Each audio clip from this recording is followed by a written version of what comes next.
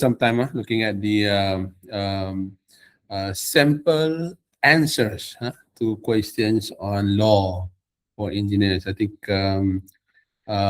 many of you have questions on what will be the question types and how we're supposed to answer, right? And then have we answered enough? Have we how do we relate the answers? I mean, how do we get the maximum point out of the answers? Sometimes question doesn't seem to be that difficult, but then you didn't get full marks from the answers. That's probably because of the way you answer. So I'm gonna just guide through um, the way to answer some of the questions on pertaining to the law lah. Um, I'm going to be showing some sample answer. This is not to say that this has to be this way. It could be differently, but then if you have the main thing that I'm looking for in the answers, then I'm fine. I could give the marks. Not an issue. This is just a sample, sample of the answer. Okay. By the way, I'm not going to be sharing this. I mean, I'm not going to send you the slides. If you wanna jot it down, jot it down. You wanna take picture or whatever, then go ahead. I'm not gonna share that because it's not legit actually. I mean, I can't share this kind of thing. This is more like a guideline for me to mark your answer. So if I send this around, then people will be questioning. People will be questioning because I don't necessarily follow exactly the way the sample answer is, but then this is the best that I say that could be a guide to the way I answer, the way I mark your question, your answers. Okay. Say for example, you have question. This is actually question from last semester lah, not last year's last year's question on the law. So okay, can you see the slides on the questions? Just want to make sure we are on the right place. Can you see can? Can. Okay, good. Okay, question number one. Ahmad, a small business owner in Kuala Lumpur, enters into a written agreement with Zarina to supply 1,000 units of hand sanitizer per month for a period of 6 months. The contract states that time is of the essence and payment must be made on the first day of each month. After the first 2 months, Zarina delays payment several times. Ahmad now wishes to terminate the contract. Zarina claims the delays are minor and do not justify termination. Okay, this is question on law, contract law, 1950 contract law. Seems trivial, seems straightforward. I think you look at it. Oh yeah, I think I can answer this. Not a big deal. But anyway, let's look at the question that follows too. Define a valid contract under Malaysian contract law. So definition of a contract law. Briefly explains the essential elements required to form a legally binding agreement. So this is a element of contract, right? And look at the marks. Marks are 3 marks. 3 marks. So you can expect what? Definition of the valid contract is 1 mark. Essential elements. So the other 2 marks will be divided on the elements of contract. So how many elements do you think you should be? You should be supplying here. 2 elements, minimum 2 elements because 2 marks, Okay. So let's look at the sample answer. Okay. Definition of contract, 1 mark. According to Section 2H of the Contract Act 1950, an agreement enforceable by law is a contract. Okay, that's 1 mark. Essential elements, so you can pick one, offer and acceptance, or offer or acceptance, intention to create legal relations. I think here the answer here doesn't mention about the explanation. I think the questions ask for some brief explanation. So you have to offer some explanation. Say for example, offer whatever is an offer, acceptance whatever is an acceptance, and then acceptance should be this and that. Should be enough. No need to go for a lengthy answers. So some simple description of the elements of contract that should make it 2 marks over there. Okay, let's go back here. Any question on that one first? No, nada. Okay, good. Number 2 here, evaluate whether Ahmad is legally justified in terminating the contract based on Zarina's delayed payments. Refer to relevant legal principles and case law under Malaysian contract law in your answer. That's 7 marks. That's quite significant marks, So you have to, I mean, probably when you look at that statement above there in the questions, you probably know what to say. It's just that maybe the way you're going to be explaining that will make a difference in terms of the marks that you're going to get. All right? Evaluate whether Ahmad is legally justified in terminating the contract. Okay, so if you look at the sample answers here, first thing you have to look at is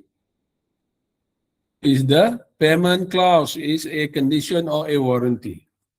Is it part of the contract? Condition is part of contract. Is it expressive in the contract or non-expressive?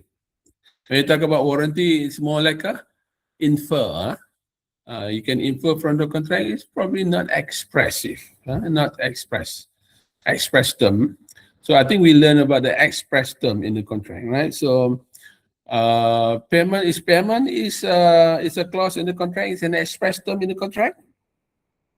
Answer is yes, right? Because the contract says payment has to be done early in the month or something like that, right?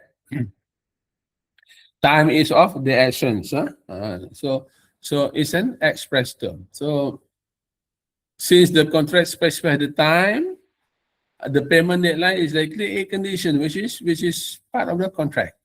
So if it is part of the contract, if you don't fulfill that part of the contract, then it's called a breach of contract. So yeah, now you have to go on the legal principle, right? So you have to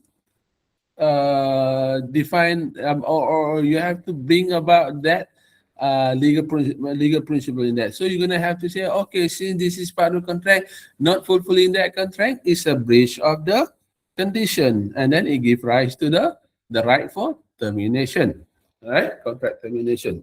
So you have to have that in there. So delayed payment, delayed performance of the condition can be treated as a definitive breach, and then there's no way you can say you're not breaking you're not breaching the contract. So you have to put that in there, right? You have to put that in there. It's part of the contract, right? So if you remember, you can put section 40 of the Contract Act 1950. If you don't remember, I'll probably accept it, if you just put it that way. Then application of law to the fact. So now you know that this is a breach of contract. So now application of law.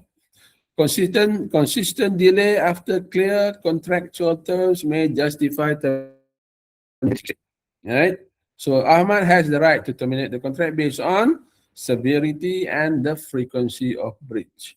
Multiple times, not delaying the payment. Whether he accepted the late payment without protest, you might imply waiver. So if you might want to say, it seems that Ahmad protest about that one, never implied, never waive whenever there's a contract. If Ahmad waive, then Ahmad didn't didn't protest, then that would make it seems that he allowed for that to go through without any protest. So you need to mention here also if Ahmad issued the demand or the letter or the notice for strict compliance or not. So you have to mention that there. Then you, if you remember lah, this one, this why the marks I leave it here were 1 or 2 marks only. 1 or 2 marks only, probably 1 mark only. If you remember the case or any of the case that you know of, then you put it here. Based on this case, then you put it there. Nah? If you don't remember, you don't know the case, it just leave it like that. I mean, you're probably gonna lose 1 mark or 2 marks only lah. You're not gonna get full marks, but it's just 1 or 2 marks only. That's it. I mean, if you know the case, then that will make the difference between those who has some extra additional knowledge and those who doesn't lah. So I have to make it that way. So if I didn't give mark for this one, then I'm not being reasonable lah. Right? So somebody remember the case, somebody has some knowledge of the case, so he has some extra mark. That's it. So then put a conclusion there. You think this is what happened. You reason that based on that fact and the law, then you're good to go. You're good to go. So remember, you have to go for the case. Go for the case, justify the case, and then legal principle. This is what? This is a breach of contract. This is breach of contract. And then the other one, what happens? Breach of contract, and then why you think it's a breach contract? Application to law, application of the law, to the fact. So you have to put it there, and then cite some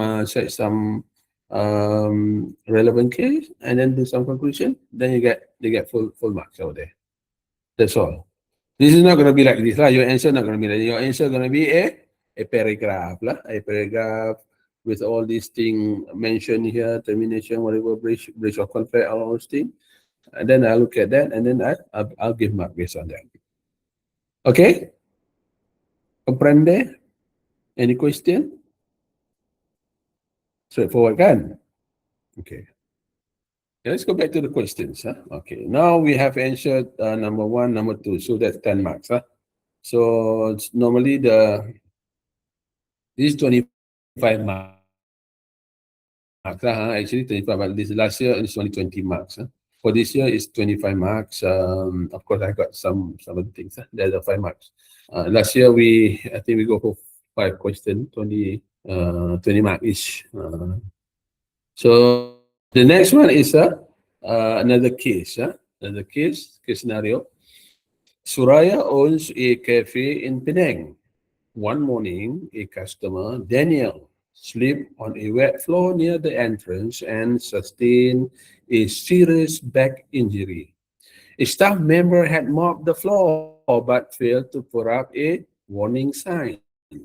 Suraya argues that it had just rained outside and that customers should be cautious. Daniel is now suing for the negligence. This is on law of tort, right? Law of tort. Negligence. So you have the idea of what happens, Okay. So the question is, evaluate whether Suraya is likely to be held liable for negligence. Support your answer with legal principles and relevant Malaysian case law. I think we go through one of the case law on this one as well.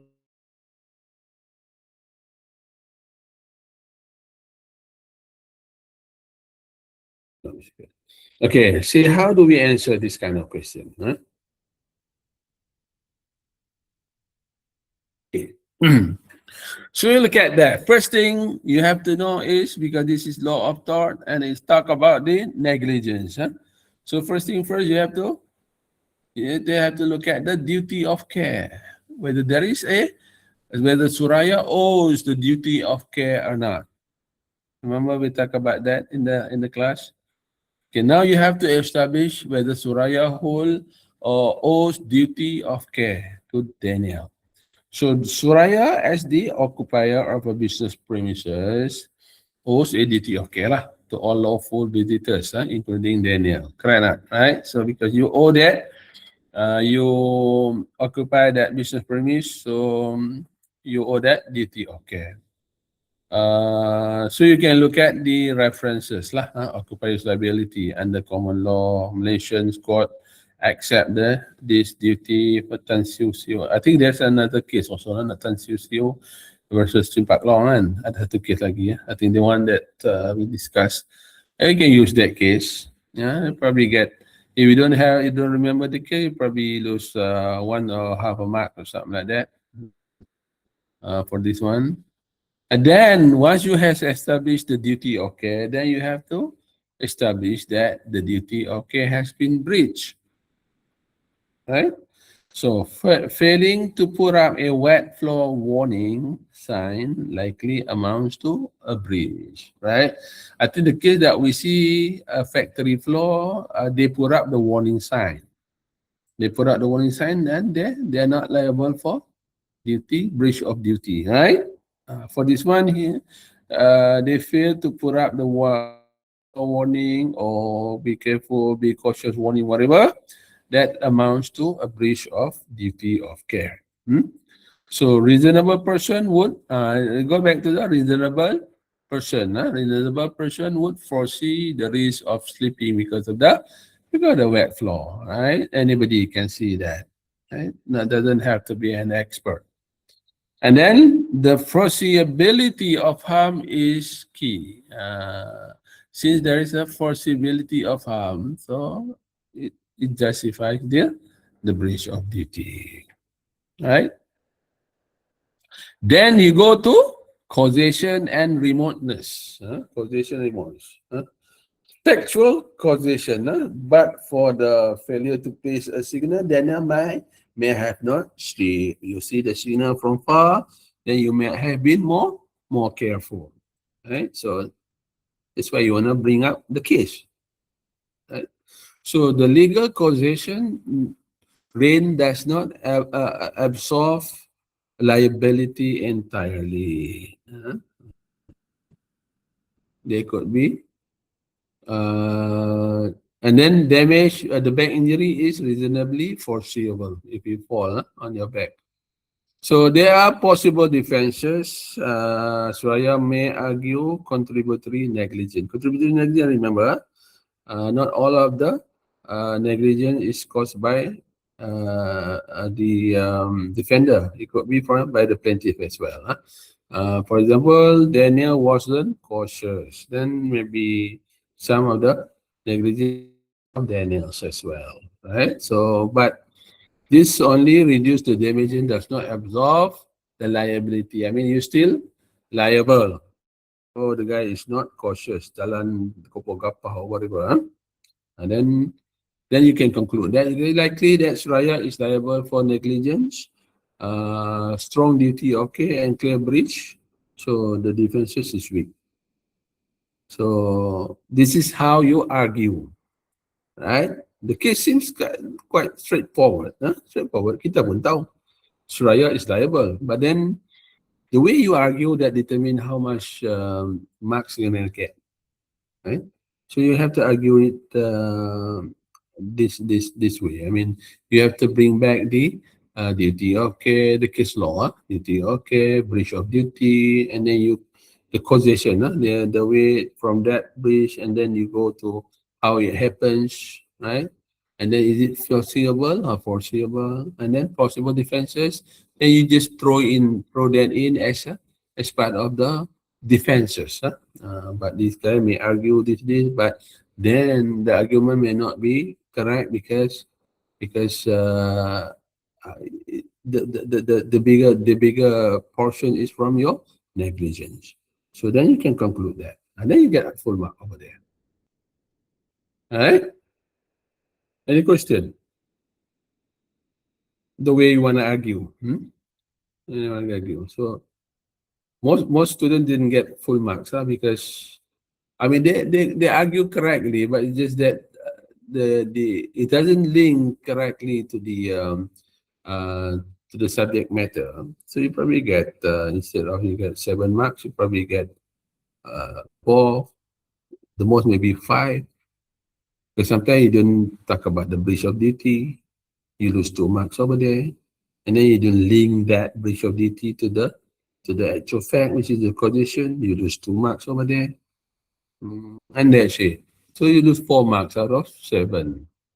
So you got 3 marks only. So that seems I mean, many students get half of marks only, huh? Half of the 7 marks only, probably less than that, because of the way they argue. Huh? It's correct, but the way to argue is that would determine the marks that you're going to get. Okay? Any question? No question? Then let's go back. I think we're done with this. No, okay, 3 marks, 10 marks. Okay, we're done with that one. Let's look at the another question. That one is a question on contract law plus tort law, right? Law of tort. Okay. Now there is another one question. A Malaysian startup, Ecotech Solutions, has developed a new biodegradable packaging technology. The founders are debating how best to protect their intellectual property and commercialize their invention.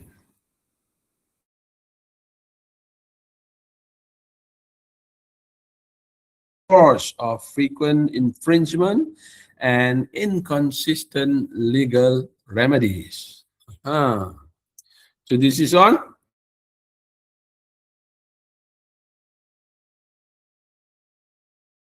degradable packaging technology.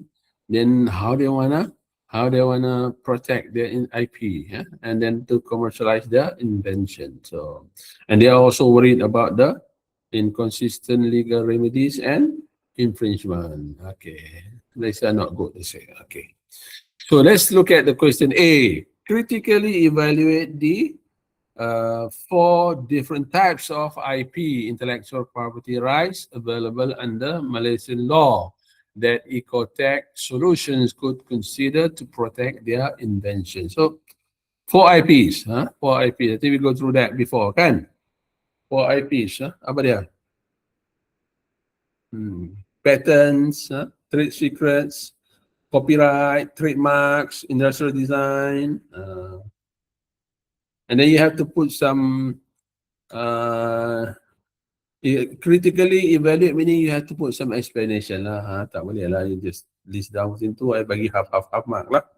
So put some explanation a little bit, then you get 4 marks. Normally people get 4 marks lah for this one, because they remember those lah. Okay, 4 IPs. Then look at B. Assess the strengths and weaknesses of the Malaysian legal framework in enforcing intellectual property rights, particularly in the context of technological innovations. Use relevant legislation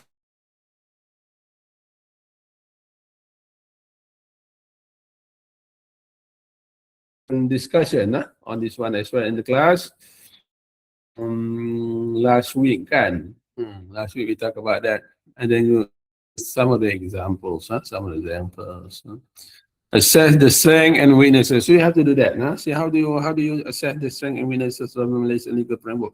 First thing first, look at the strengths. Strengths. So, but in Malaysia we have the comprehensive statutes or law, comprehensive law. For example, then you mentioned here existence of comprehensive statutes or law. For example, Patent Act 1983, Trademark Act 2019. I think this is the revised, 2019, the revised version. And then you have some more things you have to, and then put that. Strength, there is an existence of comprehensive statutes or law.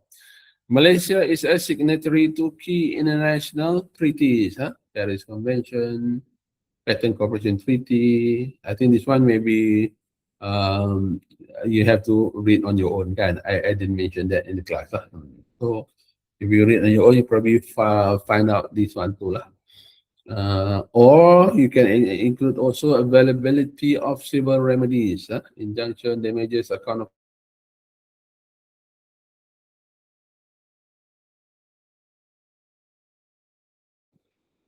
based on that. based on the laws that we have. There's a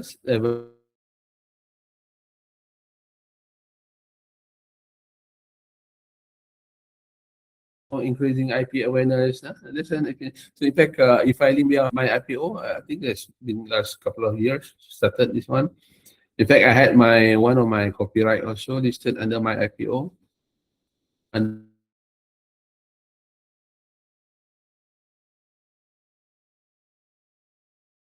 copyright. And then you can see that we have the strength. You list down the strength, and then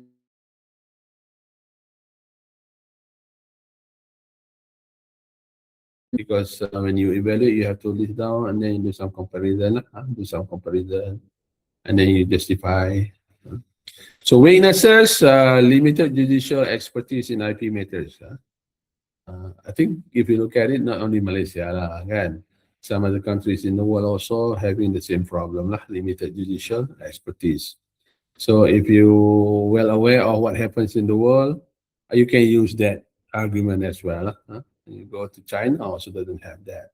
China only the last, what, 10 years or something, they only started looking at the IP. Before that, you can do anything in China, nobody cares. The government even doesn't care. Government. That's why US was quite reluctant to go to China when they want to move their manufacturing over to China. They're quite reluctant in the first place because of the IP matters. Lengthy litigation process because we didn't have enough IP court, or called enough space or enough time allocated for IP discussion. A lot of our court time is allocated for the criminal cases. So the process is quite lengthy, takes some time. Inconsistent enforcement, especially in lower courts or outside Klang Valley, something you can bring it to the higher courts, and then you can the case can get dismissed just like that. Sometimes in the other cases also outside of the Klang Valley, it's not that enforcement is quite inconsistent. Depend on the law, depend on the judge.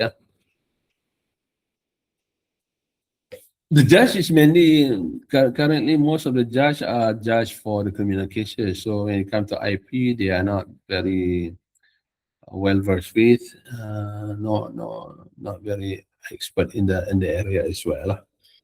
Sometimes they consider that as not very important because you're dealing with the criminal cases, dealing with the people life. Sometimes it's a death sentence or something.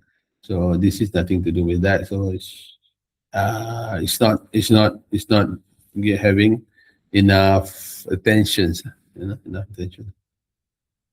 Limited penalties. I think some of the countries also like that. Sometimes criminal enforcement. I think you can see not, even though I think the enforcement is there, the case like the case of RFC and KFC, I think they changed the color after the court the decision. So enforcement is there, but sometimes limited limited. Some you can still see some you can still buy products that is not, let's say Adidas Adidas apa semua tu, sometimes you can see that is sold somewhere also. Some of the brand name kan. Limited penalties, difficulty in proving infringement sometimes is quite difficult because trade secret, for example, kan. How do you know? You sign the NDA, but then the person that signed NDA, non-disclosure agreement, not necessarily the person will breach that, infringe that. Maybe he tells somebody else that guy never signed an NDA, for example, kan. So it's quite difficult to prove. I think it happened in any court, and even in the United States. And then if you remember case law like SKB Shuttle Manufacturing Berhad itu yang kita discuss in the class, and then you put it there. If you have some more, then you put it there. Then you got 1 or 2 marks there. Are you good to go? You got all the 10 marks, right? So you discuss that, no? Any question here?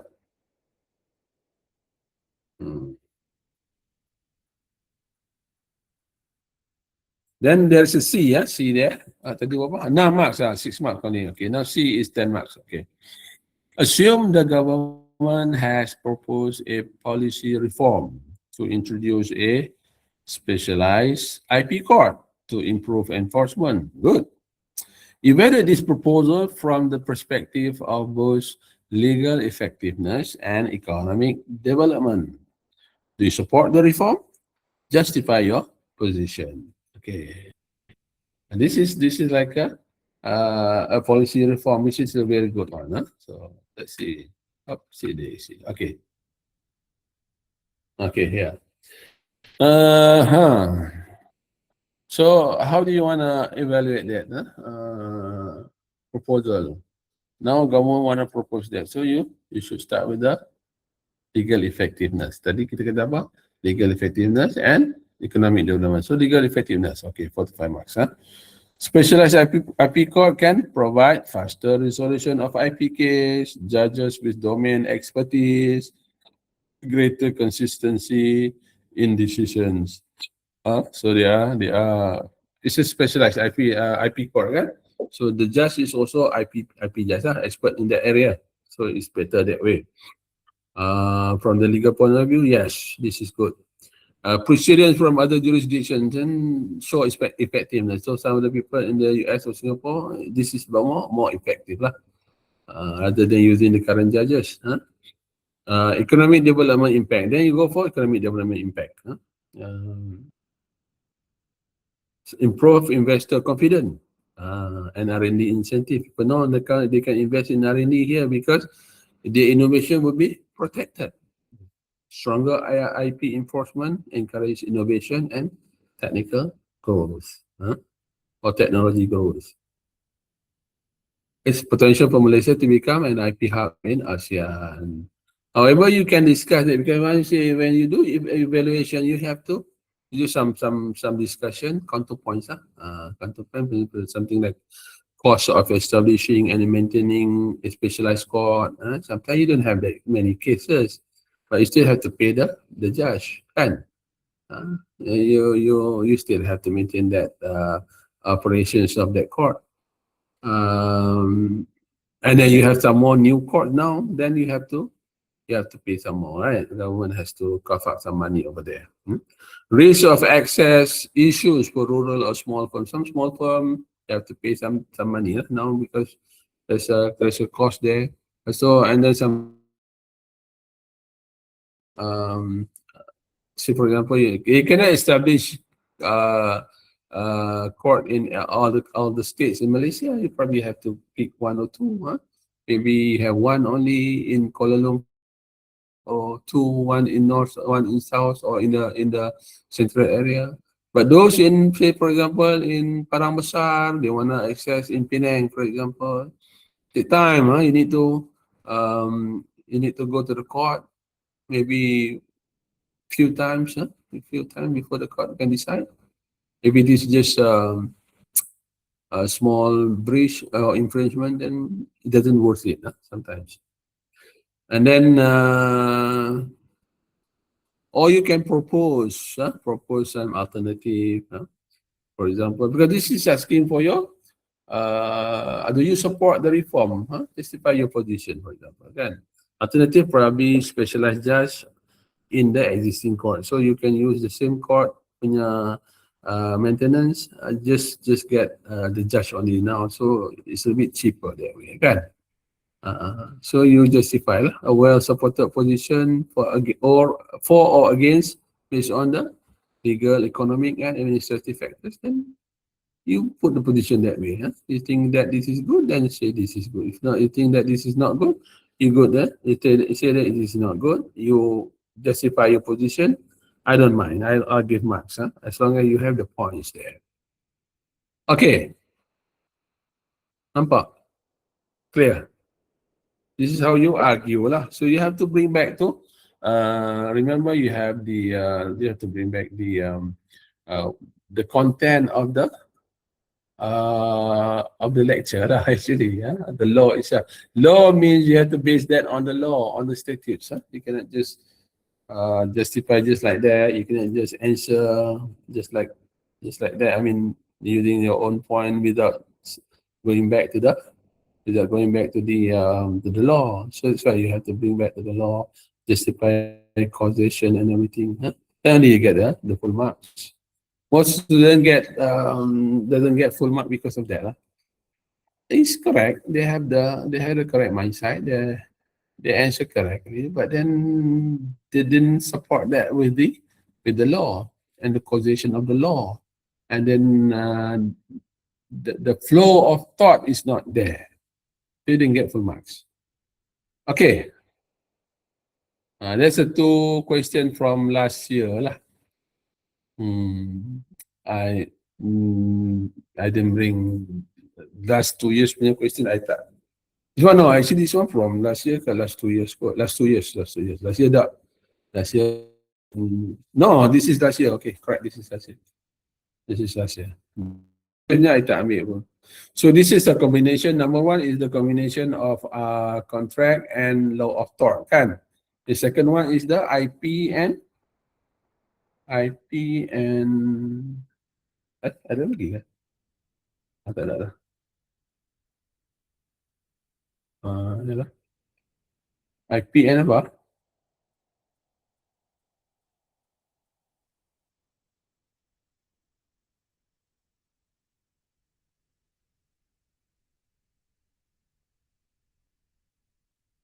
IP dia kan? 6. Okay lah, IP lah. IP aja.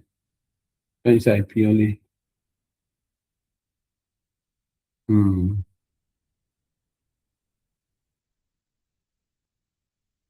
Okay.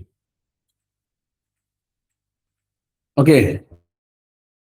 I'm gonna show you. No, I'm not gonna show you. I'm just gonna talk to. Let me unshare here.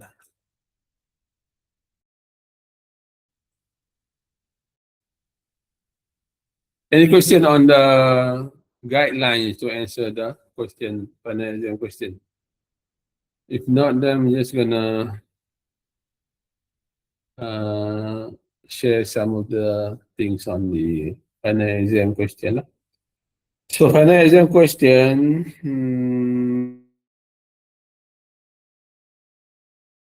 question paper has questions with a total of 5 questions.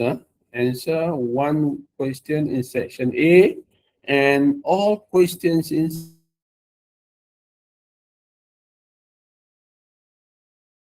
contribute 25 marks. Okay. Section A, question number 2. Question number 1 is on law. Question number 2 is also on law. Question number 1 is on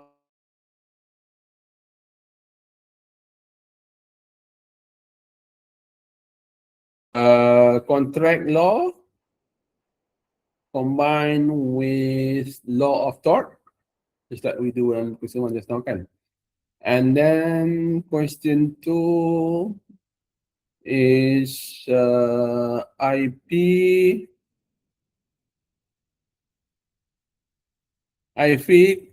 combined with law of tort. Yeah. Is there any contract here? Combined with law of tort. On the question number 2. So you choose one. So I help you a lot here now. One is contract law and law of tort. The other one IP and law of tort. Okay. Choose only one. Answer only one. Jangan answer dua-dua. Nanti I tolak markah. I tak jawab. Pilih satu je lah. Alright. So then section B, answer all questions. There are 3 questions. Question number 3 is on sustainability. Talking about the Strait of Hormuz. I don't know what question that can be related to that. But if you don't know what happened with Strait of Hormuz, it's about the time to go and read up something lah. Nanti kok you, maybe it can help you, I don't know. And then question number 4 is on safety and health. Ada A, B, and A and B, but ada one two lah. Safety and health. I think that Mahira has already shared with you some of the tips kan. Okay lah. So question number 5 is on ethics and also registered person lah kan. This one Dr. Shamsuri. A, B, C, D. Okay. A, B, C, D. It's a case study. Simple one, simple case study. But the contents of that ethic, whatever you learn in class. That's it. 5 questions and simple ones.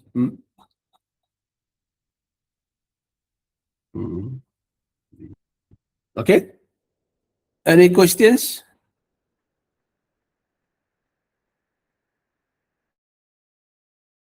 Ready? Everyone's ready? Okay. If no question, then that's it.